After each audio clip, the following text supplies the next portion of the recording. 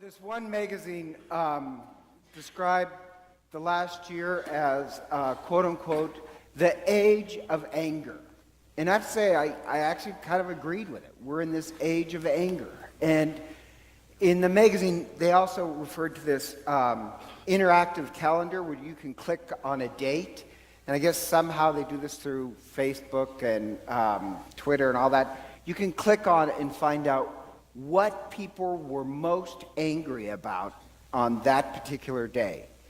And the thing about it is, I think it's right. I think we're living this age of anger.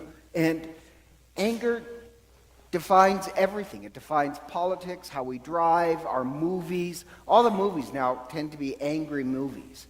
We're living in this age of anger. And because we're that, and this is going to sound crazy, but I really do believe God was telling me through various little ways that he wants me to speak on forgiveness. Because anger really does affect negatively your brain and your body, and forgiveness is the antidote. People who practice forgiveness have a lot of healing benefits. So during Lent, I'm going to really push forgiveness, and it's going to be what the adult ed classes are on. And the thing about it is, I think we're living in this age of anger, and it doesn't take much to get people angry. And I'll give you an example. Years ago, do you remember the 80s where they had this show called The People's Court? And, the plaintiffs would walk in and they'd play that music, dun dun dun. And this one, they're walking in, and this guy and his family of six, they ate at this guy's pizzeria and afterwards got violently ill with food poisoning. And they're suing him for $5,000.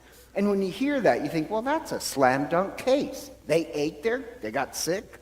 That's a slam dunk case. And then you hear the defendant give his story, and he says, Your Honor, this guy is my brother.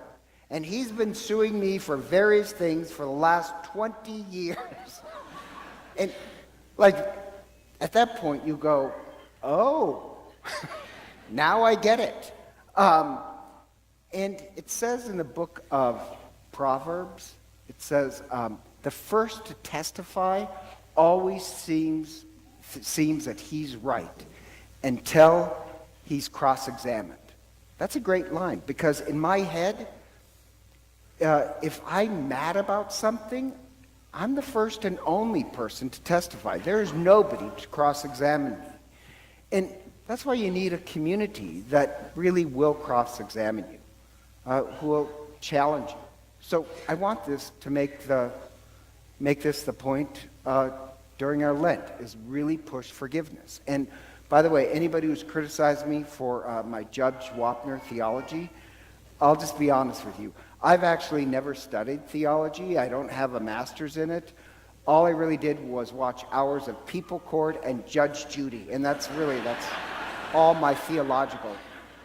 But the truth is that if you're angry, you will find a reason to be angry. It doesn't take much. And as I said, it affects everything. The way we drive, our movies, people when they're driving, somebody cuts you off, you will find a reason to be angry. And I know I have a problem with anger, but so I make jokes about myself. If somebody cuts me off, my joke is, really? You're getting angry at this? How many billions of times have this happened in your life? You should be more easygoing. Or construction. People get upset because there's construction. And yet I've known for years that there's only 2 seasons in Boise: winter and construction. Why would you choose to spend your life being so angry? Because the truth is, you're like the pizzeria guy, who you'll find some reason to prosecute your brother. And people, if you think that you're the victim, you will find some reason to be angry. The antidote is forgiveness. And so, just before Lent started, one of our parishioners called and said she read this book, and she really liked this book on forgiveness. And she said, I want to order I think she was like 100 or 200 copies for the parish, which is amazing. So I said, sure. They're out and back, but they're already taken. So the book is called Everybody Has Somebody to Forgive. And it's basically little vignettes, stories of people with great forgiveness. And then it gives a little homework in back. And so I asked people I had one up here, but somebody took it after the last Mass. But I forgive them. But you'll see them around. Take it and read it. But one of the stories is this. And I like this story because this story, this story is a woman who truly was a victim. And it's a story about after apartheid ended, they wanted to rebuild the country, but how do you rebuild a country? And what they chose is they're going to rebuild the country through forgiveness. And so the Truth and Reconciliation Committee was this, is that if you've committed any crime whatsoever, you will be forgiven. The only condition is you appear in court and you have to face your victims. And as long as you're honest about the crimes, you will be forgiven. It's a daring move for a country. So there's this one story where this policeman, they're harassing those in the ghetto, and he testifies that him and some other policemen, they took one guy and they drug him from his house, and they killed him just to send a message, killed him, then so that they can't find the body, they burned it. And then years later, they still were angry, and they're going to send a message to the ghetto. So once again, they raided the house, and they took the son. They took the son and killed him and burned him. And the elderly mother is there, and she listens to all this. And then the judge says, do you have anything you want to say? And she says, yes. I want there to be two conditions. One, tell me where you burned my son's body so I can collect the ashes, because that's all I have to bury now. Secondly, I want you to order him that twice a month he has to come to the ghetto and visit me, because I've lost everyone. I've lost my husband, my whole family, and I still want to be a mother, that I will be his mother. And she says, and I like this, her last lines is, I still have a lot of love to give. So she gets up and she hugs the cop, but he passes out. And then all those in court spontaneously start to sing Amazing Grace. But here's a woman who truly is a victim. She has really the right to be angry. But she chooses forgiveness because she has a lot more love to give. And I mention this story because I want us here at Holy Apostles, I want us to start rebuilding the world in this age of anger. I want us to rebuild the world by practicing forgiveness here. So during Lent, I'm really going to push every Sunday forgiveness. Why shouldn't we be like the mother and be this force of forgiveness? We want to transfigure ourselves and the world. And that's why the gospel reading on the second Sunday of every Lent for the last 2,000 years is always the transfiguration. And the reason why is this. Why do we do all these things in Lent? Is because it gives us a light at the end of the tunnel. We want to be the ones who have our humanity transfigured into something good. We want to be transfigured into this force of forgiveness and love in the world. And so, in the gospel, before Jesus takes up the way of the cross, he takes some of us apostles to the mountain, and he explodes into this light, this being of light. And Moses and Elijah appear next to him. And it's just this image of that if you take up the way of the cross, this is what will happen to you.